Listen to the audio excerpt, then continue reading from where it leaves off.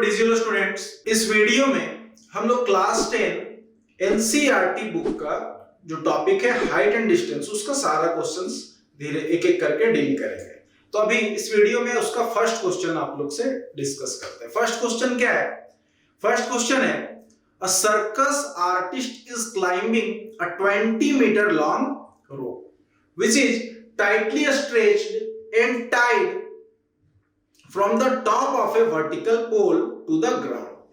Find the height of pole if the angle made by the rope with the ground level is 30 degree.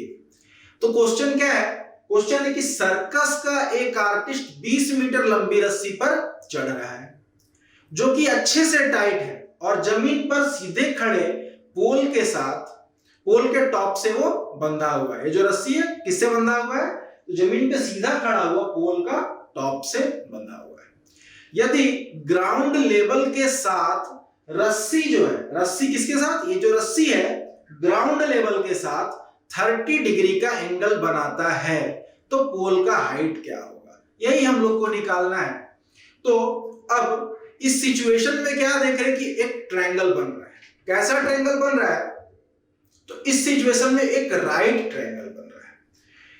तो right triangle कैसे? पोल सीधा खड़ा था, तो पोल कोई भी चीज धरती पे अगर सीधा खड़ा है तो उसके साथ वो 90 डिग्री बनाएगा। तो पोल क्या हो रहा है? जमीन के साथ 90 डिग्री बना रहा है और ये रोप जो है सो यहाँ पे हाइपोटेन्यूज का काम कर रहा है और एक ग्राउंड लेवल है, ये बेस का काम कर जाएगा।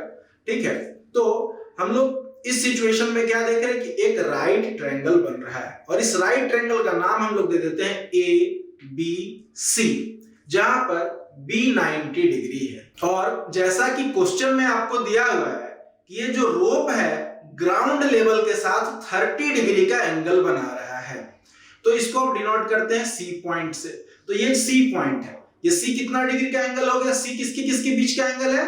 तो ये जो रोप है वो और दूसरा ग्राउंड लेवल, इसके बीच का एंगल ये 30 डिग्री दिया हुआ है। तो B आपका 90 हो गया, C 30 डिग्री हो गया और जो वर्टेक्स है उसको हम लोग A दे देते। तो अब हमको दिया हुआ क्या है? AB तो निकालना है। दिया क्या? AC, length of the rope दिया हुआ है 20 मीटर। ठीक, अब अकॉर्डिंग टू C के हिसाब से हम लोग इंट्रोडक्शन टू ट्रिगोनोमेट्री में पढ़े हैं कि परपेंडिकुलर और बेस को कौन डिसाइड करता है? थीटा डिसाइड करता है, मतलब जिस एंगल के रिस्पेक्ट में हम देख रहे हैं।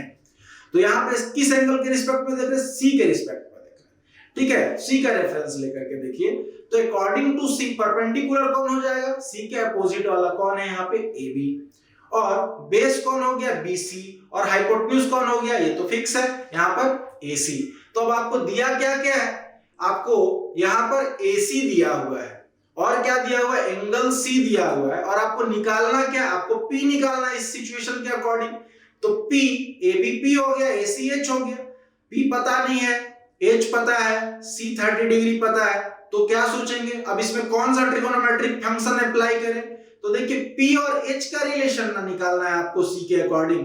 तो P और H का रिलेशन देता कौन है? हमको P निकालना है। H दिया हुआ तो PH का रिलेशन कौन देता है? तो PH का रिलेशन तो sin थीटा देता है। तो यहाँ पे क्या लिखेंगे हम लोग? अब इसका सॉल्यूशन पार्ट देखते हैं। हम लोग समझ गए कि करना क्या है। तो sin C is equal to हम लोग लिख देंगे यहाँ पे sin theta is equal to P by H। So sin C is equal to what? P। Here P is AB and H is AC। तो sin C इक्वल टू हो जाएगा आपका AB AC। ठीक है, और उसके बाद हम लोग इसको फर्दर कैलकुलेट कर लेंगे। तो अब हम लोग इसका कैलकुलेटिव पार्ट में जाते हैं। तो कैलकुलेशन करते हैं फिगर के हिसाब से। तो ये ABC, AB is height of the pole, AC is equal to what? Length of the rope which is 20 meter. Angle ACB is equal to 30 degree. Angle ABC is equal to 90 degree. So in right triangle ABC, sin C is equal to AB by AC and C is equal to 30 degree. So sin 30 degree is equal to AB और AC का value पता है आपको 20, तो लिखेंगे हम लोग AB by 20। sin 30 का वैल्यू क्या होता है? sin 30 का वैल्यू तो 1/2 होता है। तो sin 30 की जगह क्या लिखेंगे? This implies 1/2 is equal to AB by 20। So AB is equal to 20 by 2। So AB equal to 10 metre. तो हमको निकालना था हाइट ऑफ द पोल। तो हाइट ऑफ द पोल क्या है, AB, AB निकल गया, AB is 10 metre. So this is the first question, ये पहला क्वेश्चन था आपका। अब नेक्स्ट हम लोग सेकंड क्वेश्चन भी देखेंगे।